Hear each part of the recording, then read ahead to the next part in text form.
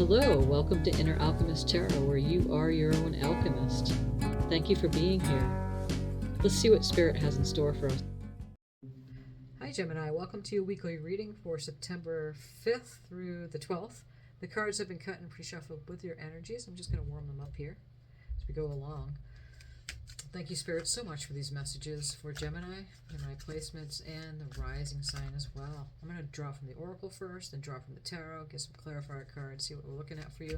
This is a general reading, so please put the pieces where they go for you.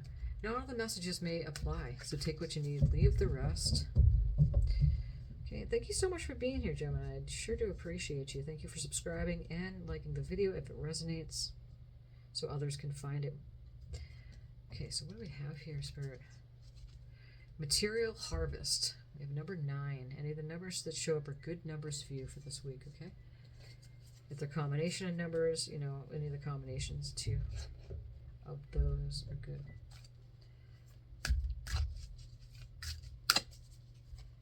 Okay, what do we have here for Gemini? Security.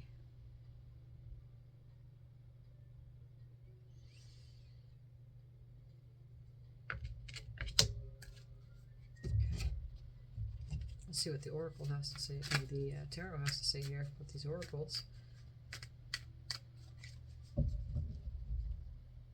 For Gemini. The Star.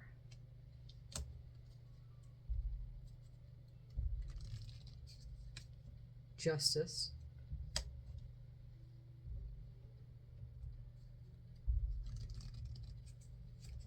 Page of Swords. On the bottom, we have the Moon card. I'm just going to pull that right out there. Okay, get some clarified cards for these. The Star card is beautiful. The Star card is a card that represents healing on a very deep level. And, you know, she's starting out with scratch, basically starting out from nothing. And trusting that Spirit's leading her. And that's why she's lassoing that star down, you know, wishing upon a star. So it's more of like expecting miracles to happen, expecting very good things. So the Star is an awesome card. It's Aquarius energy as well. So it's the card that happens after the Tower moment. The Tower breaks down, and what wasn't working, the structure that was not working, is going to be rebuilt. And when it does, you know, you start over from scratch. And it's a beautiful thing that happens here, because it's kind of like a letting go. It's a surrendering and allowing and trusting and having faith that Spirit's got your back. And setting up everything, all the components behind the scenes for them to align. We have material harvest right above here too, so that's equivalent to like the 9 of Pentacles. You know, alone, very wealthy, secured. There's security there, definitely a secured card, and celebrating really on their own. Look how far I've come. What's the Star card?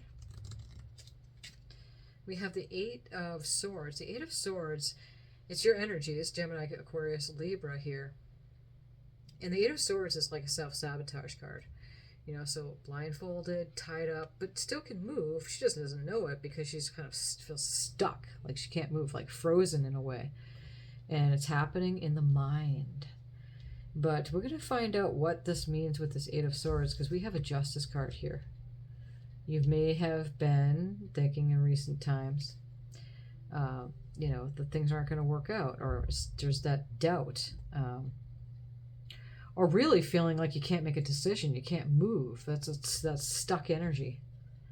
But Spirit wants you to know that something's being faired out here. This is the Justice card is coming in. This is Libra energy as well, so it could happen around Libra time, but its energy is definitely starting this week, supportive for it. Again, put the pieces where they go for you. Balancing, something's being balanced out. Could mean a contract of some sort that's bringing security. What is this Justice? The Empress, look at that. So yeah, that's exactly it. The Empress is Queen of Queens. I mean, she's extremely magnetic. She works with the laws of creation, you know, and in that feminine mode, in that receptive feminine mode. So, you know, for my masculines out here and listening to this, that doesn't matter, you know, man, woman, it's just the energy of the card, meaning everybody's got male and female side to them. So being in a receptive mode is a feminine way of moving, allowing things to come. being magnetic is another way of saying it. So she's also very creative. She's very grounded, extremely grounded. It's Taurus energy. Extremely grounded. And there's that security card right above here. So something's being fared out. You know, I'd say this isn't a progression. It's just where the energies are at play, supportive. And it looks like that, excuse me, that Eight of Swords is something of an old energy. The feeling like being stuck, but something's happening behind the scenes because you have this material harvest here with the Empress card, security going on. We have the Page of Swords showing up here. Page of Swords, again, your energies, Aquarius, Gemini, Libra. She's walking her sword. Look at, she's got her sword. She's walking herself barefoot across it to get from that place to that place. And she's been studying. She's got a lot of ideas. That's what the bulbs are representing and the birds as well. So it's a swift energy. The Page of Swords, it could also mean gossip too. You know, someone gossiping on you. But, you know, I'm not going there unless you want to apply that to that. But the Page of Swords is really, you know, a quick learner. Pages are apprentice. You know, they're young. They're starting out and applying what they've learned. So it's a really, really good card. Especially for Gemini. You know, again, it's a movement away from this Eight of Swords and really, you know, going at it. Taking, of course, taking that, not blind, but, you know, that faithful walk across a sword to get from one side to another side. That's a pretty amazing act to do. What is this Page of Swords, Spirit? Three of Wands, yeah. So the Three of Wands is really, you know, as you can see, he's looking over the water there and waiting for his ship to come in because it's coming in. It's just a matter of time.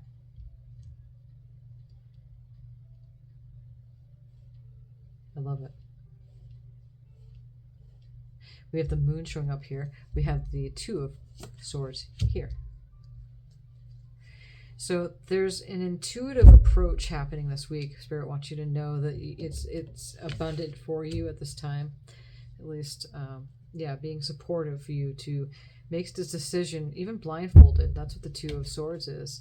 You know, make a two-step decision in numerology. Regardless if, you know, you are blindfolded because you could see in the dark. Here's the Moon, which means intuition. The Moon card is right here. So with the Moon card and the Two of Swords, it is a very intuitive movement here. She's got her back face to the waters behind her. And this person's in the water. So the Moon could mean, you know, sometimes the Moon casts shadows. And it could cause you not seeing clearly. You know, the Neptunian, this is a Piscean card, Neptunian, Piscean energy. I mean, sometimes you're just not seeing clearly. But to really hone into that intuitive approach, and then you will meet your knowing. You'll know which way to go. You'll know the move to make.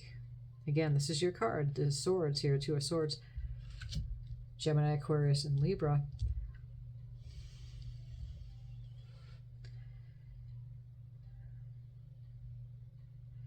Yeah. You know, she's got her arms crossed in defense, right? Kind of she's guarding her heart space. So the Two of Swords is a very interesting card to have against that Moon. But I'm picking up the fact that this is highly intuitive time for you for this week, Gemini. Okay, so let's see. What else do we have here?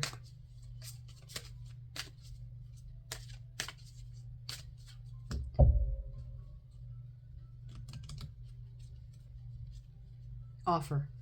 Look at that. So that's the face card of this Oracle deck. When you see the face card, it could mean a contract as well. All right, same with the Justice card. So some of you might be signing a contract with your job or going into a new job, and it's going to provide the security, and you are tapping into your intuition highly and offering up these beautiful gift to Spirit. It's offering it high. On high. It's like a thank you for everything. Number 9 is here as well. So you have 9 and 9. So you have 99. And 8, 9s, and 10 in numerology is moving off to completion. So this is a beautiful card for you, Gemini. You know, it's like a thank you to Spirit, to God, for everything that has come. And let's see, we're going to do something fun here. Something else that's fun, should I say. I have the Time Oracle cards. So if you have a when question, I'm going to pull 3 cards. You choose one. You can choose 2 or 3. That's up to you. But I'm going to put them face down. So you can pause the video and then get your question, the when, you know, whatever the question is. When is this going to happen? When's that? If you want to choose to do this. And I'm just going to pick them one at a time and see what happens here. This is number 1.